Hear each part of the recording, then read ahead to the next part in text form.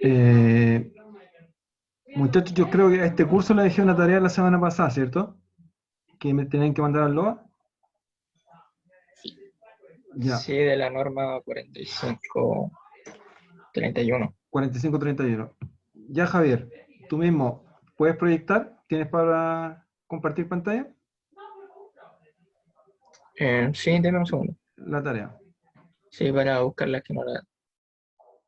Ya, mientras Javier busca, ya, vamos a hacer algunos comentarios. Una de las cosas más relevantes dentro de la minería, aunque ustedes no lo crean, ya que hay millones de dólares involucrados, es exactamente la experiencia del día de hoy. ¿Ya?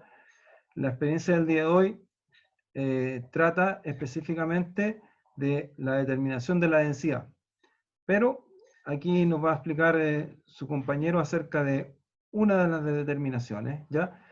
El punto está que nosotros mezclamos esto que está sacado para turba, ¿ya? El método para turba y el método que es específico para uso en roca, que es el C97. Adelante, te escuchamos.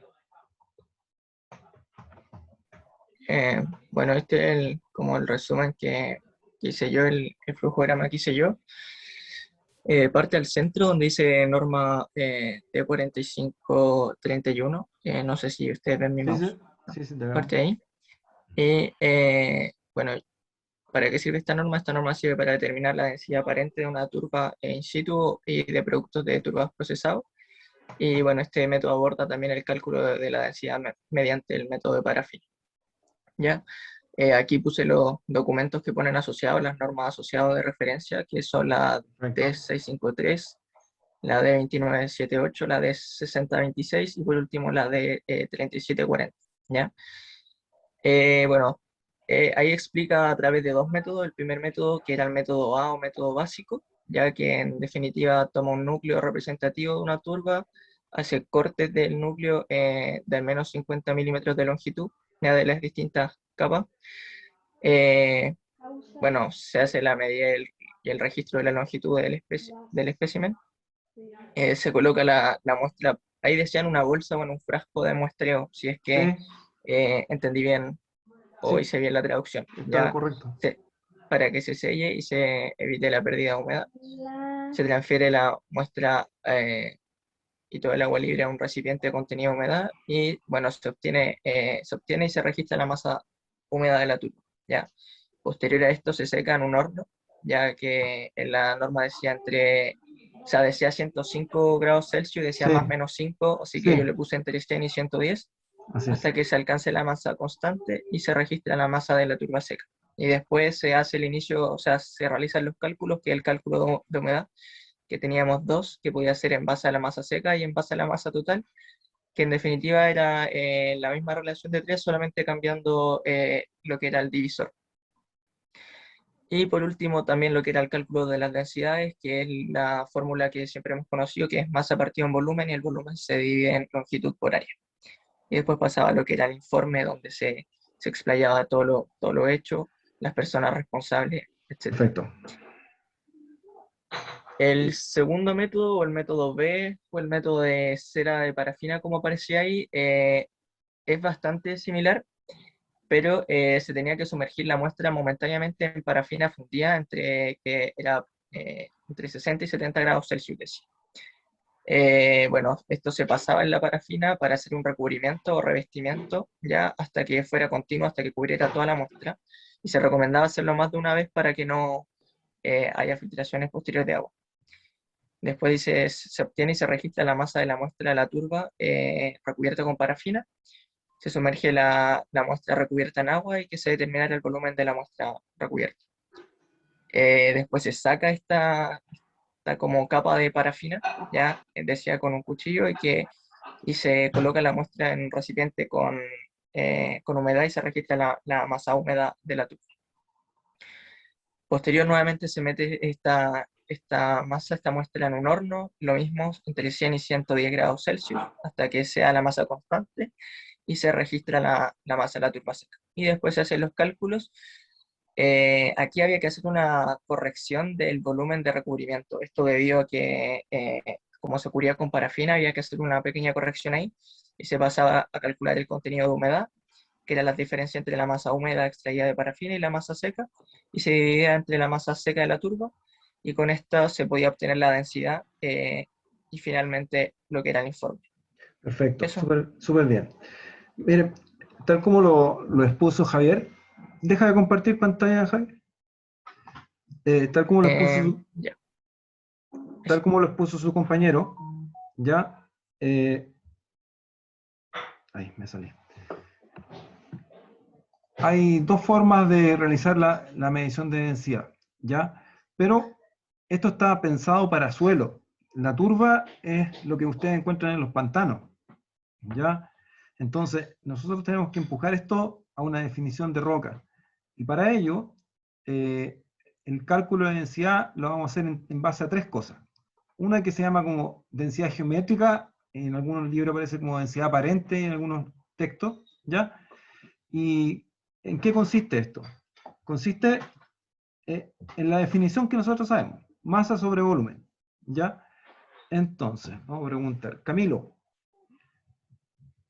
una vez que tú tienes la muestra preparada, ya pasó por el corte, pasó por el rectificado, cumplió las 3P y está preparada, ¿ya?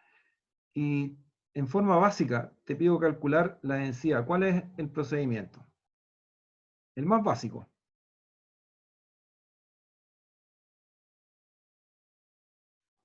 Camilo, ¿tiene audio? Aló, profe, ¿se me escucha? Sí, ahí sí.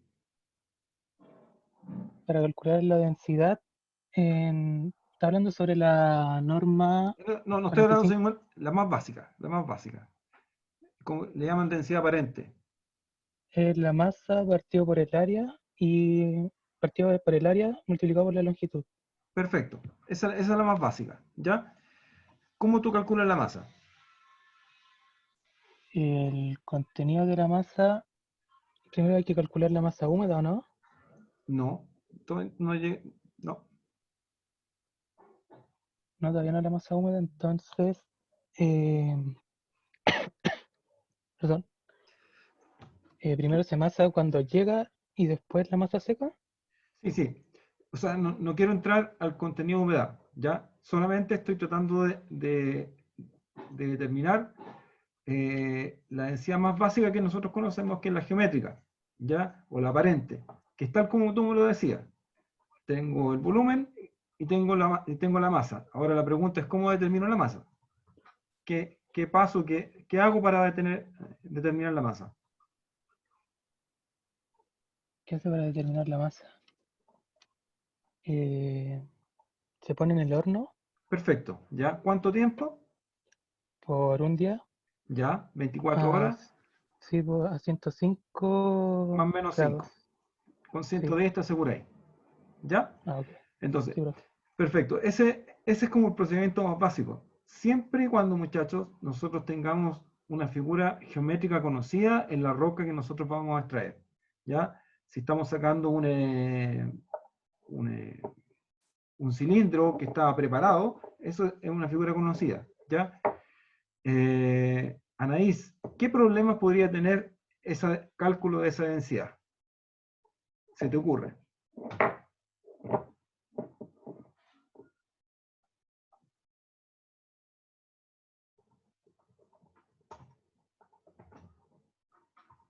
¿Tienes audio, Anaís?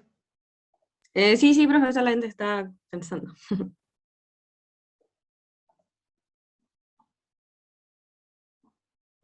Porque el cálculo está bien hecho. Ahora la pregunta, ¿qué problema en la vida real podría tener eso? Diferencias en la textura. A ver, explica. Explica un poquito más.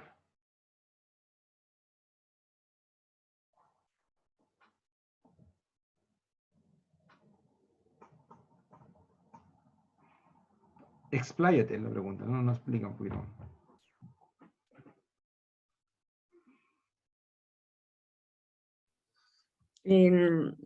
No sé, a ver, pero es que estoy como viendo también la norma. No entré. no entremos a la norma, sino veámoslo pensémoslo como ingenieros, como personas que nosotros tenemos que tomar decisiones, ¿ya? Entonces, el resultado está correcto, de acuerdo a lo que se hizo. Se preparó la muestra, ¿ya? Se le determinó su masa y su volumen y se calculó la densidad, ¿ya? Pero la pregunta es, ¿qué tú podrías encontrar que haga que eso no sea cierto?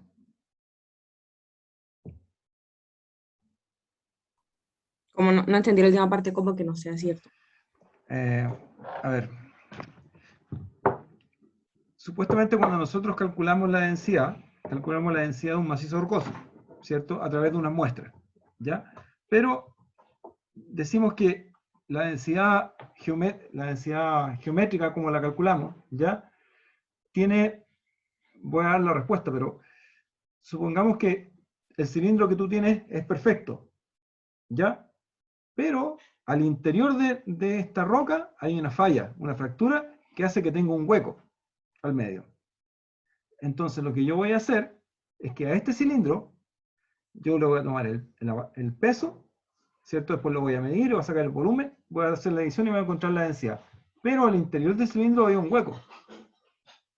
O había una estructura geológica que no correspondería al tipo de roca, ¿ya? Entonces, el único problema que puede tener esto, ¿ya? Es que la roca, al no ser homogénea completamente, ¿ya? Puede estar teniendo un tipo de densidad que no es el real, ¿ya? Porque a lo mejor saco otro cilindro al ladito, que no tenía esa fractura, y voy a tener una diferencia de datos. Eso es lo único, a eso quería llegar, ¿ya? Entonces, ¿cómo nosotros tratamos o perfeccionamos esto? ¿Ya? A través de otros dos métodos, ¿ya? Que son el método por inmersión o el método con parafina. Pero pensemos que la norma que ustedes resumieron ya estaba pensado en suelo, ¿ya? Entonces, Madeleine, consulta. ¿Cuándo tú podrías decidir que es bueno hacer parafina o el método por inmersión? No sé, cuando la muestra como que se rompe en el agua, no sé. Eso es, exactamente eso es, ¿ya? Entonces, el método por inmersión, ya la primera cosa que uno que tiene que hacer antes de escoger un método es definir o establecer qué tipo de roca es el que uno tiene, ¿ya? Para ello, una vez que ustedes, después de que cortan la muestra y les queda un resto de muestra, ese resto de muestra uno lo que hace, lo coloca y lo sumerge en agua. Y en forma paralela uno va haciendo el procedimiento del rectificado, ¿ya? Si esa muestra interactúa con el agua, por ejemplo, si era una muestra de sal, la coloco en el agua, se va a disolver, ¿ya? O si era una muestra de una roca que con el agua no se disuelva completamente tal como en un líquido, sino que se disgregue, ¿ya? Entonces, esa es una de las pruebas que uno hace en campo o terreno o en laboratorio, en la cual define que la muestra tengo que recubrirla con parafina para poder realizar la experiencia. Ahora, Javier, ¿qué es lo que es la parafina? ¿O la cera de parafina? ¿Cómo que es lo que es? Es un recubrimiento. Ah, pero ¿cómo lo podía asociar a una persona que nunca ha visto parafina? Eh, no sé, podría decir que es impermeable más que nada, que sirve y que Es tiene una simple- densidad más. Perdón, ahí se me cortó el audio. ¿Una densidad? Que tiene una densidad que es menor a la, la del agua, Perfecto, sí, ya, sí. que se ocupa parafina sólida, que es como de la vela. Eso, ya. Entonces, una asociación rápida para una persona que no conoce la parafina es la misma parafina que se usan en las velas de los cumpleaños. ¿Ya? Súper, ¿ya? vamos a otra. José Tomás. ¿Qué características tienen el horno? El horno que nosotros usamos en esta experiencia. Ahí, entre paréntesis, en el programa aparece como E145-15 o 11, parece que eso salía. Bueno, hay que actualizarlo porque salió una norma el año 2019, así que E145-19. Esa es la del horno. José Tomás, ¿qué características tiene el horno? ¿Que un horno de secado? Sí, ¿qué más?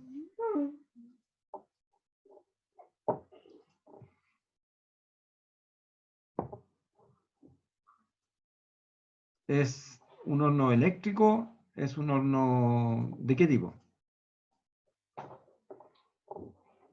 Tiene un apellido.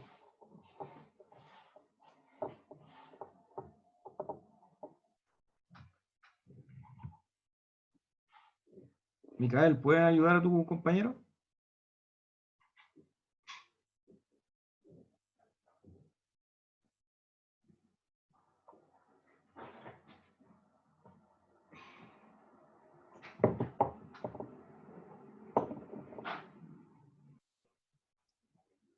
Abro la pregunta para quien pueda contestar. Es como un horno de aire, decía, ¿o no? Es un horno. ¿Y qué nombre tiene? Convección forzada. ¿Ya? Lo que pasa es que estamos calentando el aire, ¿ya? Y este aire que nosotros lo estamos calentando puede llegar a temperaturas no más allá de 250 grados, 300 grados, creo, con suerte, en algún tipo de horno, ¿ya? Los hornos se programan, ¿ya?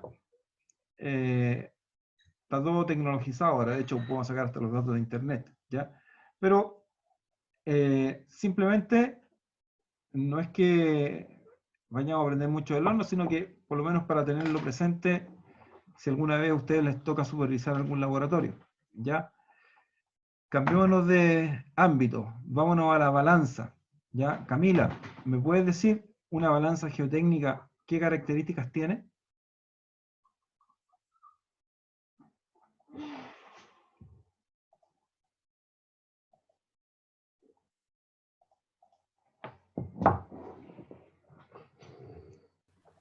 Que se puede obtener hasta 2 decimales. Ya, esa es una. ¿Y qué otras más? Que se pueden masar muestras suspendidas. Eso, ya. Esas son las dos principales que nosotros necesitamos de la balanza geotécnica, ¿ya? Y no solamente muestras suspendidas, sino que se llaman muestras dinámicas, ¿ya? O sea que el peso va variando, pero va tendiendo a un cierto punto, ¿ya? O sea, y la sensibilidad es 0,01, ¿ya? Perfecto. Tenemos casi todos los implementos que nosotros necesitamos, ¿ya?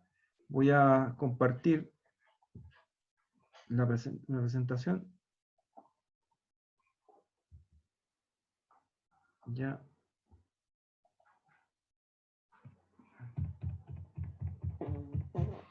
Me pasé. Ahí la están viendo, ¿cierto?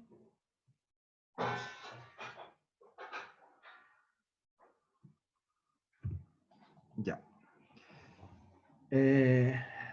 Micael, ¿qué dice? ¿Tú leíste la C97, la norma? Sí. Ya. ¿Qué te dice acerca de las muestras?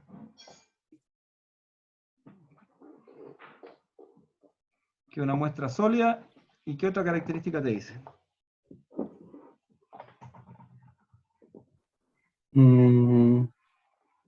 ¿Cómo, profe? O sea, para realizar el ensayo en la norma C97, ¿qué muestras puedo usar? Esa es la pregunta.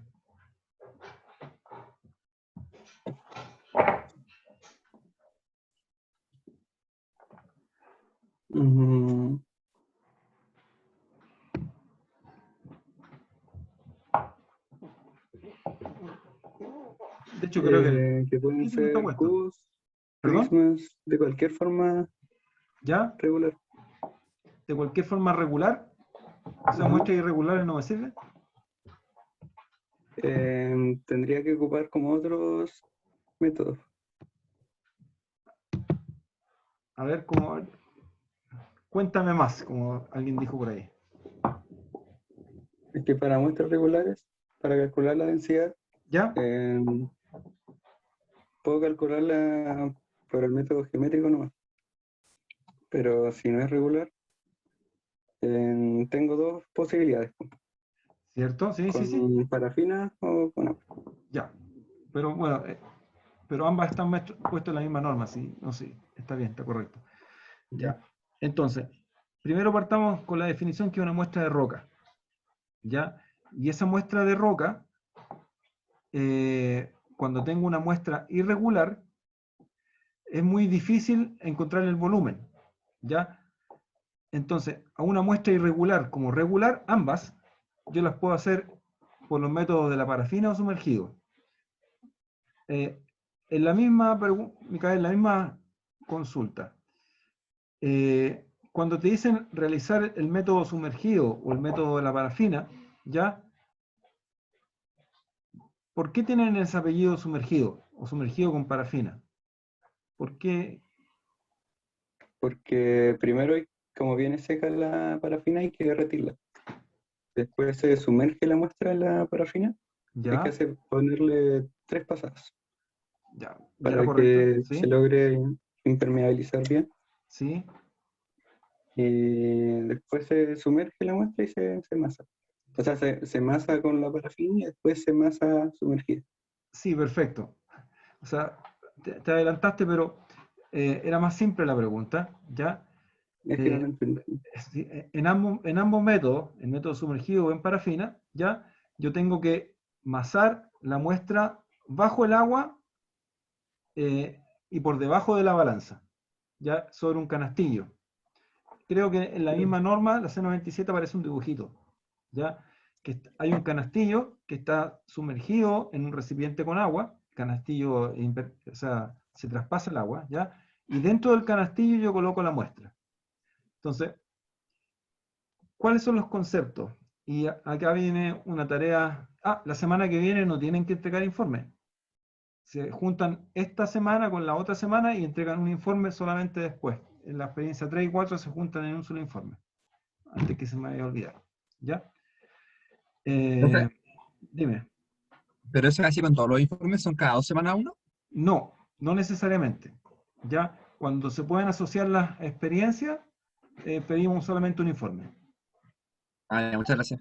En este caso, la 3 y 4 se van a asociar porque la que estamos viendo ahora corresponde a densidad, y la semana que viene es densidad y absorción, que es 50% lo mismo. Claro, es ¿Ya? como un método distinto nomás, Sí, pero abarca el mismo tema. ahora el mismo tema. Entonces, me quedé cuando estoy masando bajo la balanza, ¿ya? Ya certificamos los tipos de balanzas, de hecho hay una norma de balanzas que está puesta por ahí, ¿ya? Y nosotros debemos tener algunas precisiones o cuidados, ¿ya? Operacionalmente cuando realizamos este tipo de ensayo. Pero bueno, la primera precisión es definir si va sumergido o va con parafina, ¿ya? Micael explicó muy bien y muy claro, cuando va con parafina, yo tengo que tomar la muestra y sumergirla en un recipiente que tiene parafina. ¿Alguien conoce el concepto baño María? Netamente latino. Sumergirlo con agua, calentar el agua y que se derrita con agua. Correcto. O sea, uno no calienta en forma directa la parafina, la calienta en forma indirecta, a través de caliento el agua y el agua calienta un recipiente con parafina. ¿Ya? Ese es el concepto. ¿Ya? ¿Y por qué no se calienta directa la parafina? Camilo, ¿qué podría pasar si se calienta la parafina en forma directa?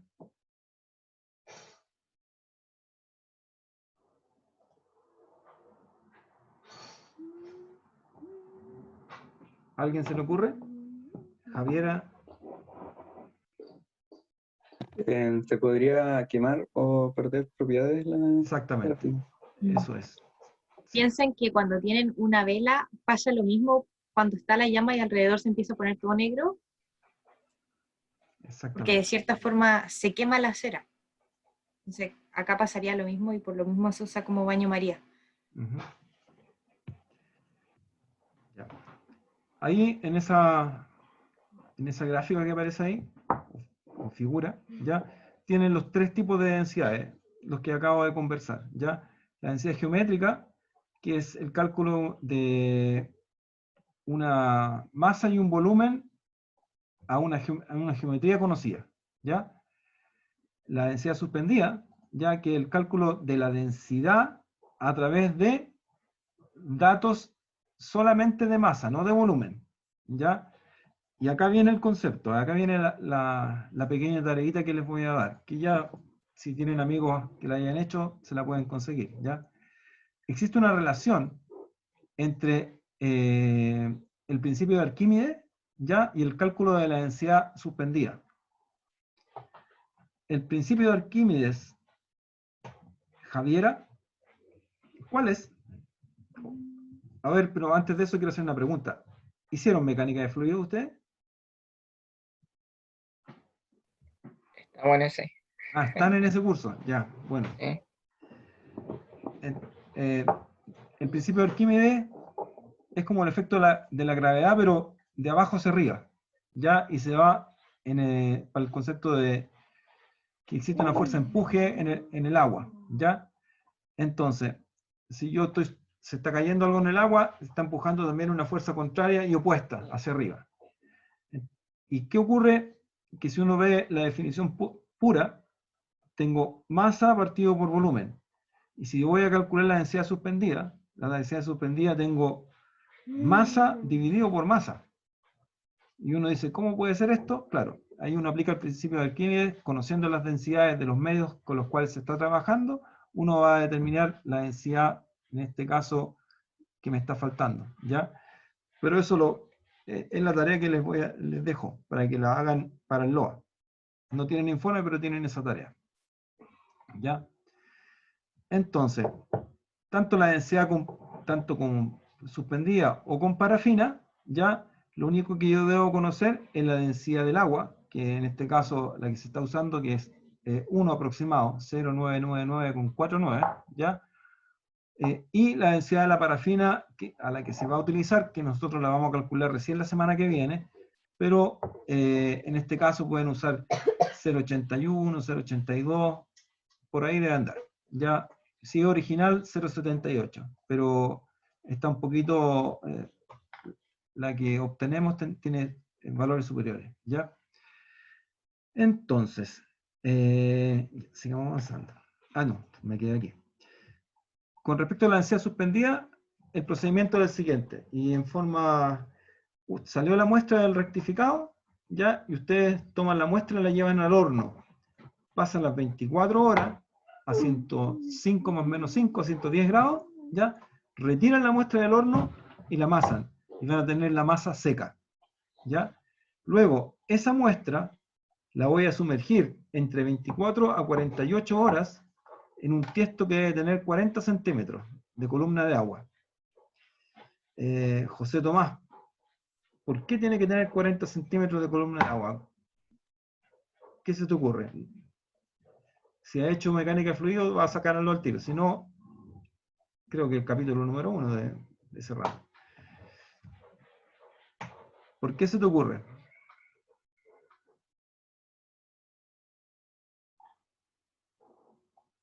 Buena pregunta, profe. Cuando yo sumerjo una muestra, para que esta muestra se completamente quede inmersa en agua, ¿ya? Y todos los poros se llenen con agua, ya la tengo que tener entre 24 a 48 horas, bajo el agua. Pero la tengo sumergida a una cierta altura, 40 centímetros. ¿Por qué los 40 centímetros? ¿Por la presión? Es la presión, exactamente. O sea, si esa misma muestra yo la tengo a mayor profundidad, necesito tenerla menos tiempo, ¿ya? Pero esa relación de tiempo-profundidad yo no me la conozco, que podría dar para una tesis, ¿ya?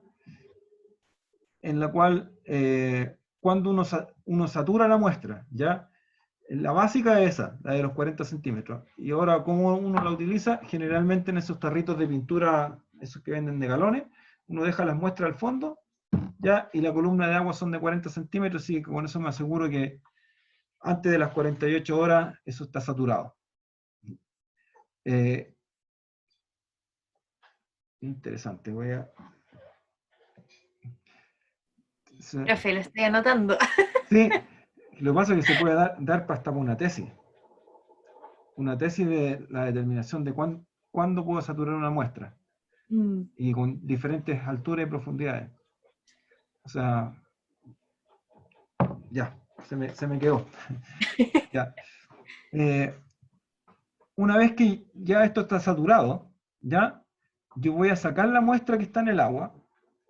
Ya tengo el peso seco, lo hice el primer día. Perdí 24 horas. Ahora perdí 24 horas más, mínimo.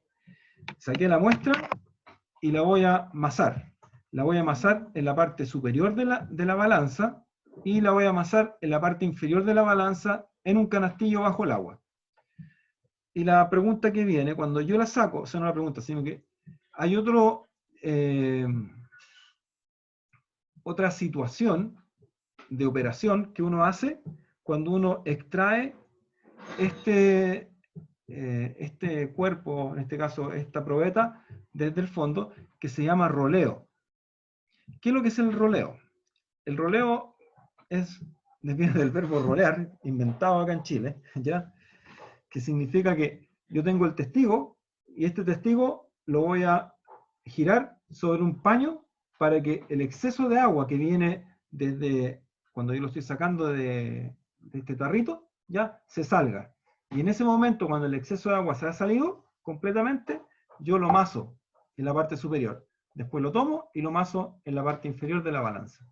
Puede ser una balanza o dos balanzas para que uno no se equivoque, ¿ya? Entonces, aprendieron un nuevo verbo que se llama rolear, ¿ya? Seguimos. Se toman los datos de peso seco, que lo tengo, el peso saturado sobre la balanza y el peso saturado bajo la balanza.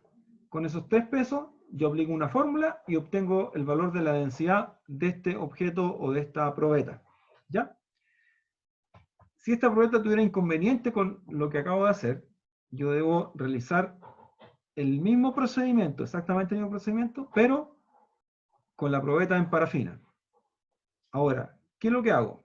Después de que saco el peso seco del horno, esta muestra, espero que se llegue a temperatura ambiente, y la sumerjo en un recipiente y la cubro con parafina.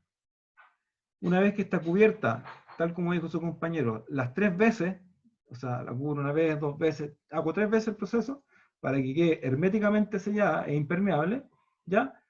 Tomo la masa que incluye el recubrimiento parafina y lo maso sobre la balanza. Y después lo saco y lo maso bajo la balanza, en el agua, ¿ya? Y voy a obtener el peso seco original, el peso seco con parafina, que significa sobre, y el peso con parafina sumergido, ¿ya? Y con eso aplico una fórmula y obtengo el resultado de la densidad de este objeto. Y acá hay un siempre y cuando uno tenga como dato principal, y antes de hacerlo, el valor de la densidad de la parafina, ¿ya? Y así son los 3 métodos, son no muy difíciles. ¿Y por qué yo le decía que es muy relevante para la minería esta cosa? ¿Ya? Porque cuando ustedes determinan los tonelajes que van a extraer de un cierto lugar, ¿ya? Ese tonelaje, ¿de dónde creen que sale? ¿O cómo lo calculan? Javier.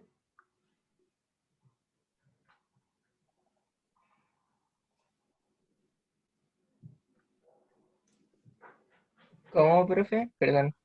Si tú tienes que determinar el tonelaje de una cierta cantidad de bancos, ¿cómo lo calculas ese tonelaje de esa cierta cantidad de bancos?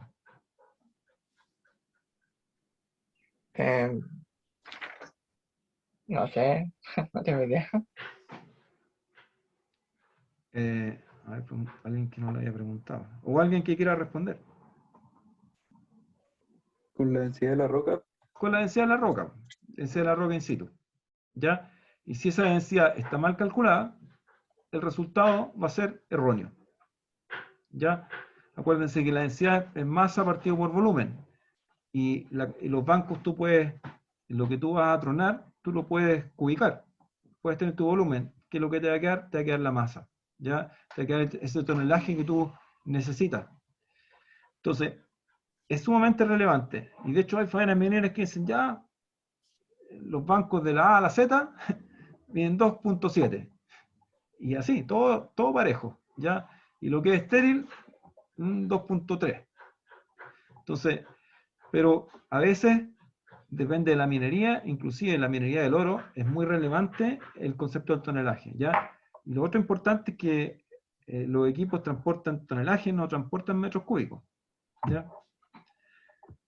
Bien. Sí, chiquillo, complementando con lo que decía el profe, es súper importante, sobre todo el tema de la densidad. Yo pude verlo hace poco cuando me tocó hacer una práctica y en realidad es una de las variables más importantes dentro de lo que es la minería. Tal como decía el profe, allá van, ubican, calculan el volumen y a través de la densidad se pueden establecer los tonelajes que tienen, que los tonelajes en realidad significan plata dentro de la mina. Así que importante esta variable a aprenderla bien. Los otros conceptos que vienen, que son laterales a este concepto de la densidad, ¿ya? Primero que el contenido de humedad, y ese contenido de humedad, nosotros a escala de laboratorio, la única forma que lo podríamos llegar a determinar es generalmente cuando nos llega la muestra, la amasamos en ese momento con un resto de muestra, puede ser no una probeta preparada, sino que por un pedacito de testigo, siempre y cuando que pese más de 300 gramos, calculamos el contenido de humedad a través del peso con el que viene llegando, luego lo ponemos ese mismo trozo al horno, lo secamos, calculamos la diferencia entre el peso seco y el peso húmedo, y lo dividimos por el peso seco, y con eso obtenemos el porcentaje de humedad. ¿Ya? No es tan difícil, es una simple regla de 3. En el caso de la porosidad, ya, Camilo, ¿cómo se te ocurre que se calcula la porosidad? Hay un instrumental que lo hace, no lo tenemos en el caso del laboratorio. Nosotros aplicamos una pequeña fórmula nomás. ¿Por cuál de los tres métodos que vimos anteriormente, geométrico, sumergido o con parafina, podemos determinar la porosidad?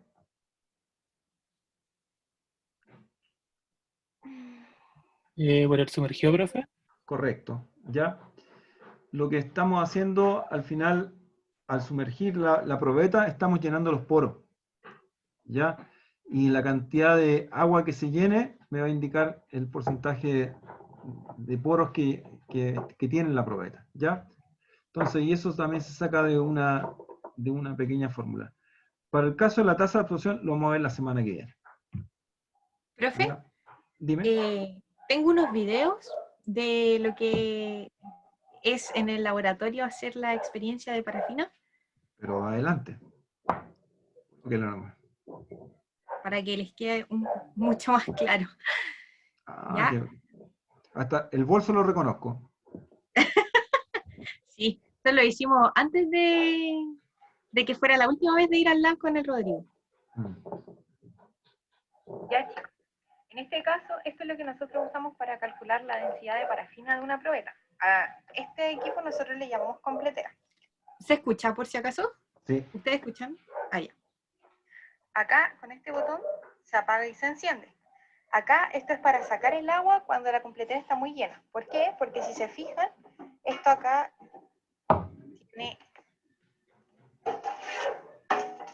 agua hirviendo al fondo, ¿ya?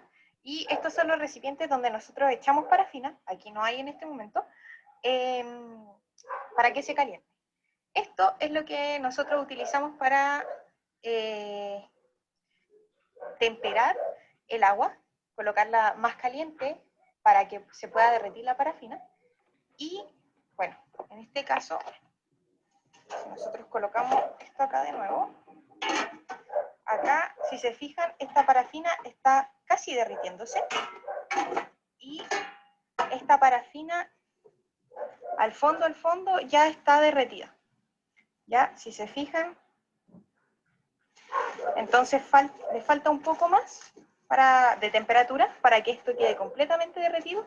Y una vez que esté completamente derretido, nosotros vamos a poder utilizar una probeta, por ejemplo, de este caso, una de estas, vamos a poder utilizar, y lo que vamos a hacer con la probeta es darle una pasada así, va a quedar recubierta, y otra así.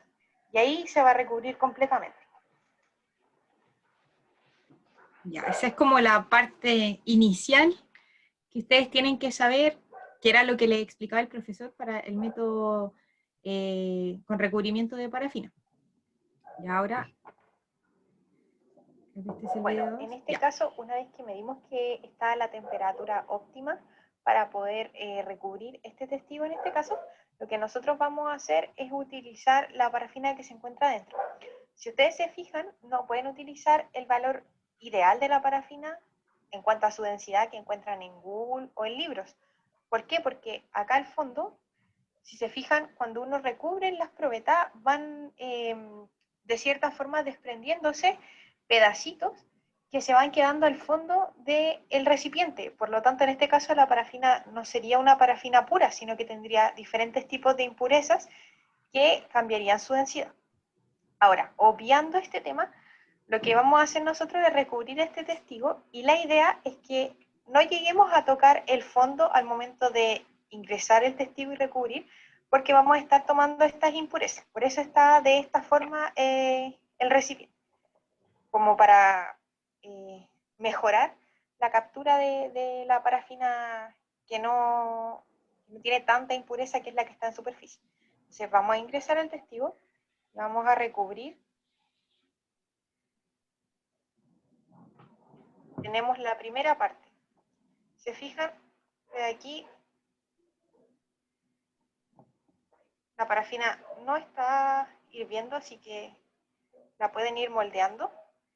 Y luego hacen lo mismo, pero hacia el otro lado.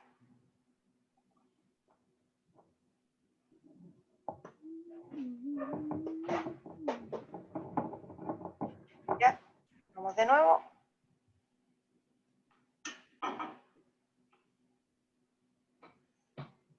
Y acá le sacamos esos excesos que son como globitos de parafina que nos van quedando. Ya, la colocamos acá mismo, no hay problema. Y vamos de nuevo. Y ahí, si se fijan, nos queda un pedacito sin recubrir, entonces nosotros lo vamos recubriendo. Y así hasta que el testigo quede completamente recubierto, para que al momento de calcular su densidad suspendida en agua, no se generen infiltraciones de agua con la parafina, ya que lo que nosotros queremos hacer es aislar completamente el testigo a través de este tipo de recubrimiento. Ya. Eso era lo que el profe les quería explicar, les estaba explicando hace un rato. Genial, sorpresa, buena. Con esos tres métodos, el sumergido geométrico y sumergido con parafina, ya uno puede determinar, aquí voy a volver a la presentación, las densidades que uno anda buscando.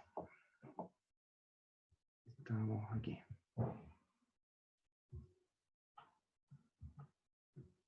Entonces, hay un dato, ya este aparatito que ustedes ven acá es un termómetro láser, el mismo que usan cuando van al supermercado y les miden la temperatura, pero este mide un poquito más, ¿ya? Llega hasta los 300 grados.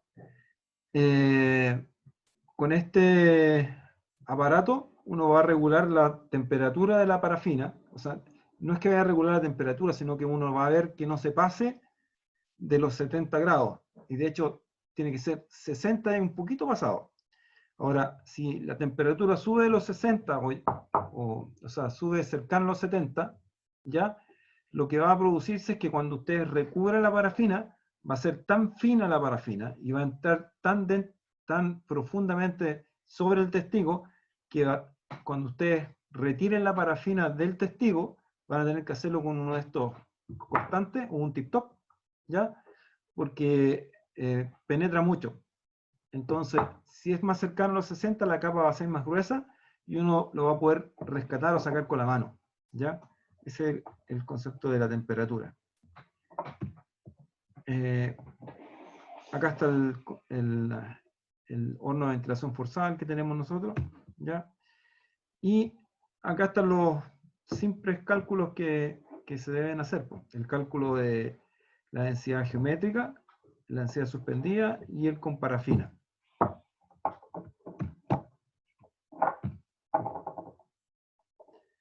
Que esa es la fórmula, sino que está aquí. No, esa sí está bien. Ya, datos que uno debe conocer ahí, datos de la densidad de la parafina y datos de la densidad del agua. ¿Ya? La densidad de la parafina efectivamente es la que uno está, con la que está trabajando, ¿ya? No con la que uno ¿Vas a sacar la cámara? va a sacarla del libro, porque si no el resultado va a ser diferente, ¿ya? Para el caso del contenido humedad, ahí está la fórmula y aparece en la 22, no me acuerdo el número, D2266 parece que, ¿ya? Y acá hay 5 ejemplos, ¿ya? Anaís, en la fotografía número 1, ¿por qué método crees tú que es más fácil calcular la densidad? ¿Geométrico? Geométrico, ¿cierto? Porque en la vida real no vamos a tener cubitos, ni paralelogramos, ni paralelepípedos, ¿ya? Pero ahí en este caso tenemos, y va a ser mucho más rápido, ¿ya? Camila, para el caso número 2.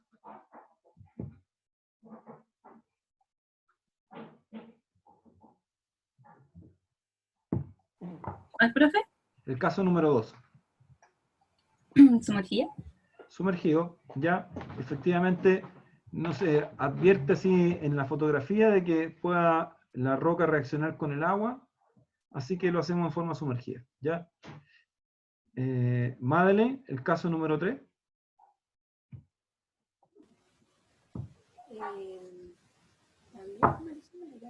Sí, sumergido, efectivamente. Habría que ver en detalle y apreciarlo en directo si esa roca reacciona con el agua. Al parecer no. Camilo, el caso número 4. ¿Geométrica, profe? Geométrico, sí. Solamente. ¿O también se podría sumergido, no? Sí, pues yo creo que pueden ser los tres métodos, pero el geométrico obviamente es el más rápido en este caso. Ya, ¿quién me está faltando? ¿Qué es? Javiera, la roca número 5. ¿En parafina, profe? En parafina, efectivamente. Ese está rápido de dilucidar porque generalmente cuando las rocas son blancas, ya no todas, pero generalmente las rocas blancas hay una reacción con el agua, ¿ya? Y ahí se ven como una especie de escamas, ¿ya? Eso, creo que me da la impresión de un carbonato, alguna cosa, un sulfato, alguna cosa así, ¿ya? Voy a seguir avanzando. Y acá vienen ya los ejemplos, que obviamente no es para la semana que viene, sino que después Fernando le va a dar datos a ustedes para que realicen el cálculo de las diferentes densidades. Ya, aquí está con parafina, necesitamos 3 datos: la masa seca, ¿cierto? La masa con recubrimiento con parafina y la suspendida con parafina. Y con esto vamos a calcular el volumen también. Pero eso va a ser independiente de estos 3, porque con estos 3 yo voy a poder calcular, ¿ya?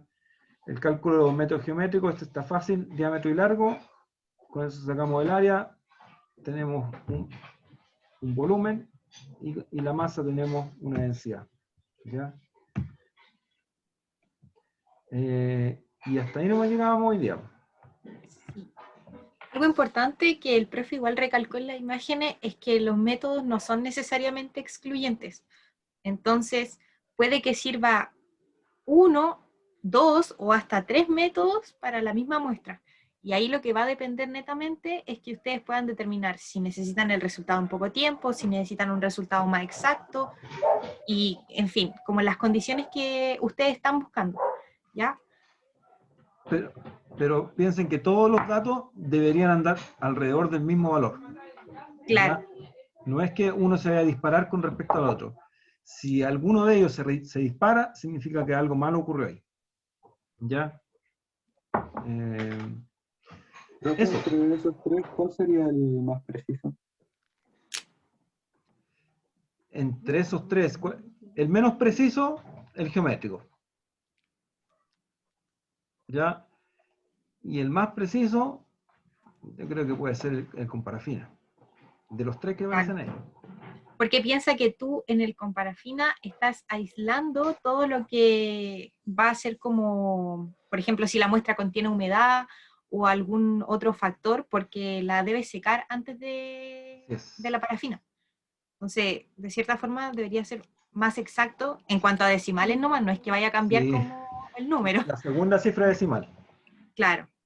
273 con 275, 277 con suerte. Claro. ¿Ya? A ese nivel son los cambios. Pero igual, de todas formas, yo les voy a dar datos para que con la misma muestra ustedes vean como las diferencias en cuanto a los métodos que pueden usar. ¿Ya? Ya, fantástico. ¿Quién diserta hoy día, Fernanda? Le digo el tiro. Si la persona que sabe lo dice más rápido, porque para si no buscarlo en el drive. Soy yo, profe. Ya, Camilo. Camilo. Comparte nomás. Los que quieran se pueden quedar, los demás se pueden ir. Están todos azules, así que no hay problema con eso. Y bueno, como consejo, lo que ya les había dicho, ya saben que los que están así justo, a estudiar más para el otro control. ¿Ya? No es la idea que se vayan quedando, porque más encima ustedes tienen que quedarse mañana, así que... Y los que les fue bien, felicitaciones.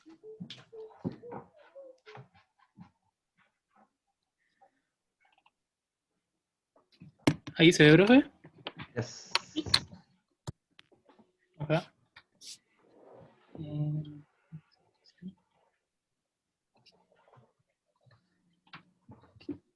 Okay, good afternoon, teacher and classmate.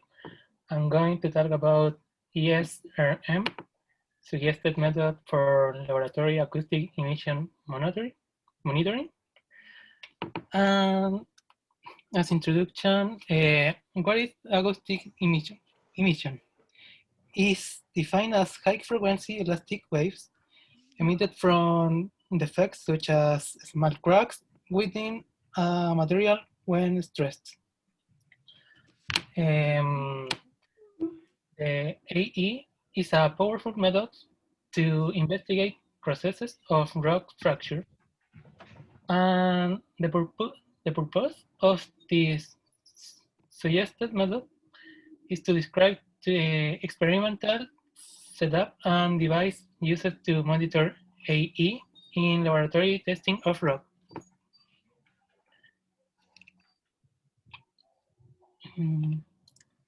AE monitoring with development of digital technology. With development of digital technology, AE instrumentation advanced through the use of high speed and large capacity data acquisition systems.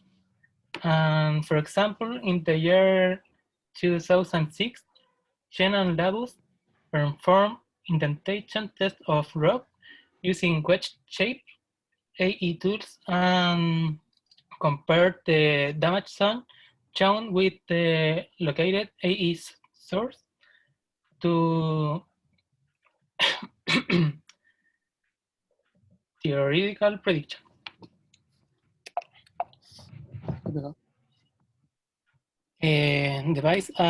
Device for AE monitoring. How does this work? One of the simplest loading arrangements for AE monitoring in the laboratory is that for uniaxial compression of rock specimen. The detected signal is amplified through a pre-amplifier and possibly a main amplifier. The signal travels through a coaxial cable with BNC. And BNC means bayonet nail concealment connector. In the most basic setup, using one sensor only, and the rate of AE events is counted by processing the detect signals, but in the more advanced monitoring, more sensors are used and AE waveforms detected at the respective sensor are recorded through an AD converter. To locate AE, it's important for the sensor to be mounted to surround the source. Okay, sensor AE. AE sensors are typically ceramic piezoelectric elements. The absolute sensitivity is defined as the ratio of an output electric voltage to velocity or pressure applied to a sensitive surface or a sensor. This absolute sensitive depends on the calibration method. A sensitive of an AE sensor is usually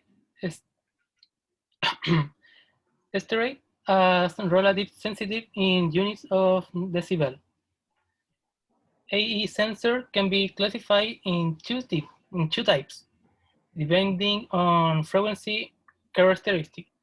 The first one is the resonance. The resonance has a clear peak around 150 kilohertz, and this type detects an AE event at the most sensitive frequency, and it tends to produce a signal having large amplitude in a frequency band close to this resonance frequency. And the second one is the broadband. The broadband has a response without any clear peak from 200 to 800 kilohertz.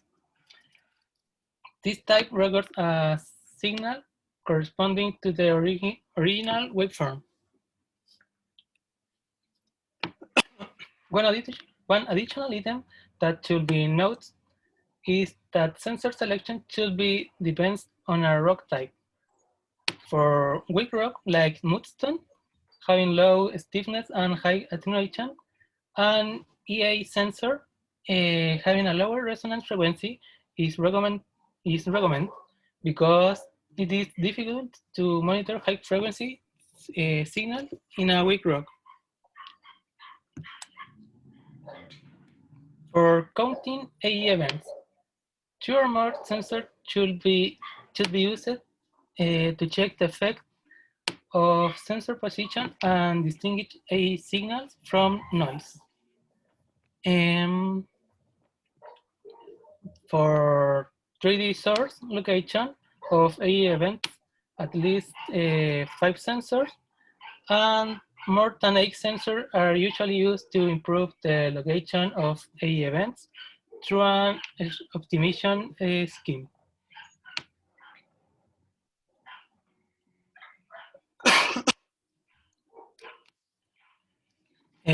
Amplifiers and filters. When AE event generates in a specimen are detected by an EA sensor, AE sensor, sorry, the motion induces an electric charge on the piezoelectric elements. A preamplifier connects to the AE sensor transfers the accumulated electric charge as a voltage signal with a gain setting from 10 to 1000 times. The preamplifier should be located within close proximity from an AE sensor and a signal amplified by a preamplifier is often connected to another amplifier, and a frequency filter is inserted to reduce the noise. The next thing is the AE count and rate. Okay, the AE count is associated with the number of AE. The AE count rate is based on the AE count per unit time, and the AE count rate is sensitive parameter for observing failure. We have two methods to determine AE counts. The first method is ring down count, and this method consists in a transistor logic, or TTL. Signal is produced every time a signal exceeds a threshold level. The other method is the event count. In this method, records one count for each AE event, and in both cases, a certain voltage level called the threshold or discriminate level is set for AE recording. AE counts and rates depends on the gain of the amplifiers and threshold level, and whichever method is selected, AE counts and rates depends on the gain of the amplifiers and the threshold level. The next point is the record AE waveform. Okay, the AE waveforms can be recorded by an AD converter and stored in a memory. Principle of AD conversion. How does this work? Okay, this works to record an AE waveform, an electric signal from AE sensor flow through an AD converter. When the amplitude of the signal exceeds a threshold level, a certain length of the signal before and after the threshold is stored in a memory. While the voltage level set in advance is called the threshold level. The time when a signal voltage exceeds the level is called the trigger time or the trigger point. And when recording an AE waveform, a period before the trigger time needs to be specified, and this time period is called the pre-trigger or delay time. Okay, another recording AE waveform is the sampling time. The sampling time, if a sine curve is converted at only 4 points, and if the sampling point meets the maximum and the minimum point of the curve, a signal reproduced by the linear interpolation from the converted digital data is like the original signal.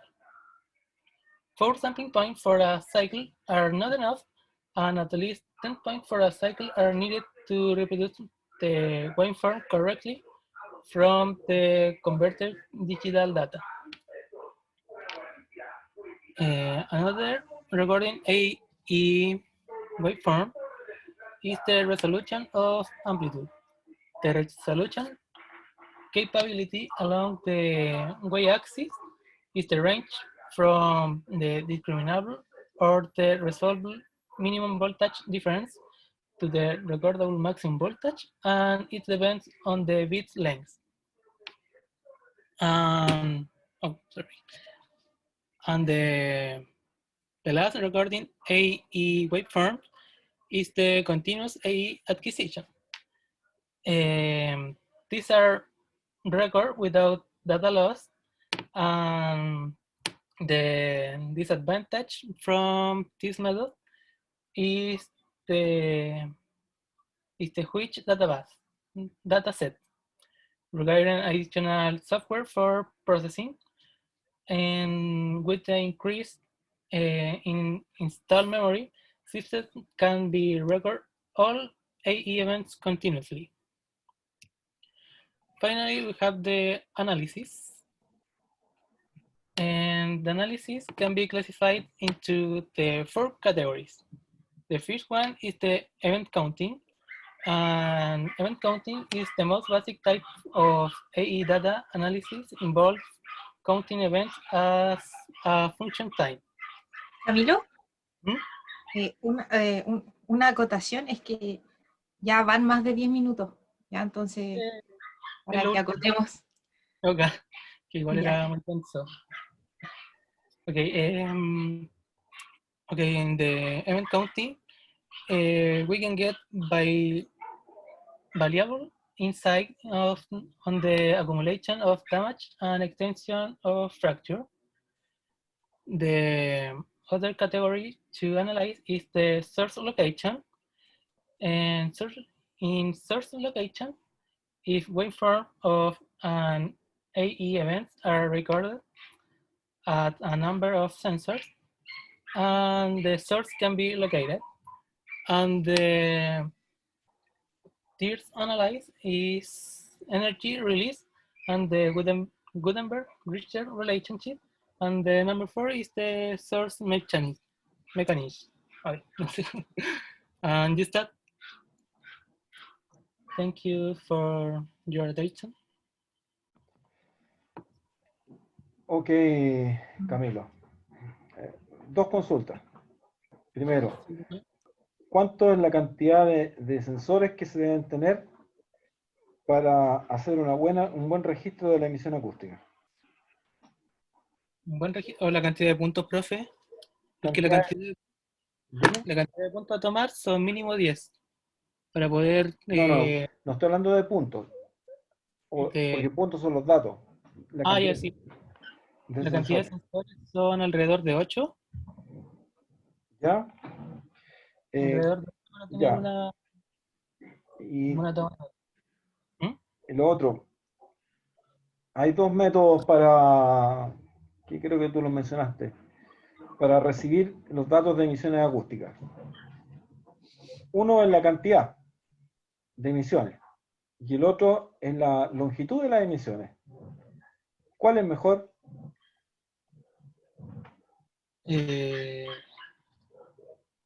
La cantidad o la longitud. No, ahí no sé, profe.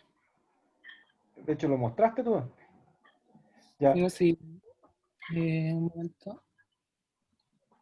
Ya, eso. ¿Eso es cierto, profe? Antes de eso. Ahí. Ya, acá sería la... ¿Método A o método B? El método A. Tú dices que la... Ya, y lo otro, ¿cómo tú marcas el threshold? Se define un nivel de... O sea, un nivel límite de eso. Ya, ¿y cómo lo define el nivel de... ¿Y nivel de qué? Que se supone que ese es un límite del cual si se supera, se empiezan a tomar los datos. Entonces... Correcto, sí, estamos de acuerdo. Pero, ¿qué es lo que es eso? Donde... ¿Cómo explicarlo? ¿Cómo se lo explico? En una palabra, una sola palabra. ¿El máximo? No, es el nivel de ruido. ¿Ya? lo que pasa es que tú detectáis muchas cosas y tú tienes que establecer cuál es el mínimo. De ahí para arriba es lo que yo voy a recibir, ¿ya? Y para abajo es ruido, ¿ya? Ya, profe. Ya, no sé si tenía alguna pregunta, Fernanda, si no, estamos terminados. Bueno, tenía la pregunta del número de sensores que me la quitó, pero más que nada una acotación. La idea de hacer una presentación es que sea lo más dinámica posible y audiovisual, ¿ya? Entonces, hiciste muy poquitas diapos, quizá hubiera sido hacer un poco más de diapos, no es necesario que por cada diapo uno se alargue tanto, pero sí para que la persona esté como interesada en lo que está viendo mientras tú lo vas hablando, porque se hacía como un poco largo el hecho de que hablaras mucho y que como que la imagen no conversara en ciertas partes con lo que iba hablando. Entonces, como consejo, para cualquier otra presentación, la idea es que quizás gasten más diapositivas, eso no tiene nada de malo, lo puede hacer corto igual, 30 segundos en cada diapo, qué sé yo, 1 minuto, pero sí para que lo tengas en cuenta. Ok. Fernanda, un 5-5. Ya. ¿Estamos o tiene que ser tan más adelante también? No. No, profe, me quedé para preguntarle otra cosa. Ya, ok. Camilo, bye bye. Hola, profe, chao. Chao. Chao, Camilo, gracias. Profe, quería consultarle qué va a pasar si mi compañero dejó el ramo de los informes. Vas a tener que seguir sola nomás, pues. Ah, ya. Ya, ok. No hay ninguna otra solución. Que vea yo no. O sea, te vamos a dar más plazo, vamos a tener más consideración contigo. Pero Sí, Fernando me dio hoy día para terminar el informe sí, del otro. sí, estamos claros. O sea, si pasa una situación así, o sea, somos más Claro, porque avisa a última hora. Sí, condescendientes con la yo le persona. hablé a Fernanda al mismo tiempo que él me habló a la 1 de la mañana diciéndome que no iba a participar un día antes de la entrega. Y yo ya le había designado una parte del informe para que ambos trabajáramos, porque hiciera una parte de la planitud, del paralelismo, todo a media. Y me dejó. Bueno, no hay nada que hacer. Siempre hay casos. Sí, siempre hay casos y vais conociendo a las personas. Oye, y madre, este mundo es cíclico. Sí. Es cíclico. El mundo minero es muy chico. Después vaya a ver que ese personaje va a rondar alrededor tuyo. Ya. Ya, profe, muchas gracias. Ya, Chao. no hay por qué. Chao. Chao.